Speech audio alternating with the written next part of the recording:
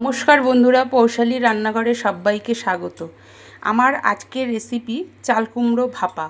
চাল কুমড়ো ভাপাটা আমি কিভাবে করছি দেখো। চাল কুমড়োগুলোকে দেখো এভাবে কেটে নিয়েছি। কেটে নিয়ে আমি একটু ভাপ দিয়ে নিয়েছি। এবার কড়াইতে আমি তেল দিয়ে দিয়েছি। এবার সর্ষে, পোস্ত, চারমগজ সব বাটা রয়েছে আমার, এটা আমি কড়াইতে দিয়ে দিচ্ছি তেলের মধ্যে। তেলের মধ্যে দিয়ে দিলাম আগে মশলাটাকে, একটু জল দিয়ে একবারে বাটিটা ধুয়ে দিলাম। এবার এই চাল কুমড়ো যেগুলো ভাপ দিয়ে রেখেছি সেগুলোও দিয়ে দিচ্ছি এর মধ্যে। এগুলো পরপর দিয়ে দিচ্ছি।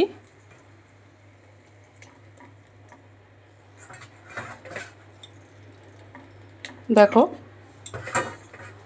এগুলো সব আমার দেওয়া হয়ে গেল।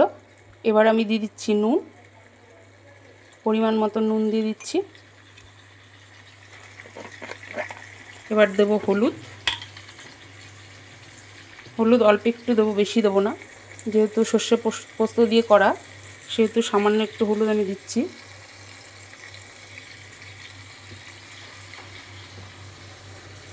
এবার দিচ্ছি কাশ্মীরি লঙ্কার গুঁড়ো, সামান্য একটু কাশ্মীরি লঙ্কার গুঁড়ো দিয়ে এবার একটুখানি নেড়ে নেব। মশলাগুলো চাল কুমড়োর গায়ে ভালো করে মাখিয়ে দেবো নাড়াচাড়া করে। দেখো এবার সামান্য একটু জল দিয়ে দেবো,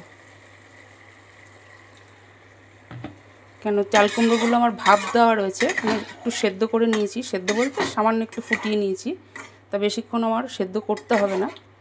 এবার আমি দিচ্ছি কাঁচা লঙ্কা পেস্ট,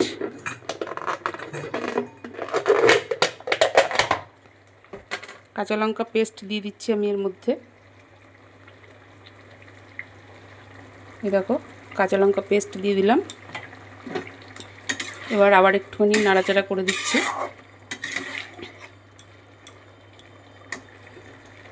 হয়ে গেছে।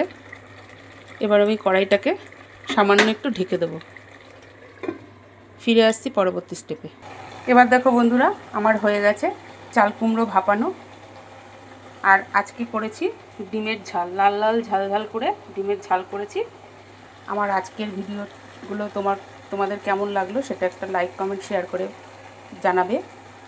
আর পাশে থেকো সবসময় তোমরা আমার, আমিও সবার পাশে থাকবো সবসময়। এই দেখো হয়ে গেছে চাল কুমড়ো ভাপা কমপ্লিট।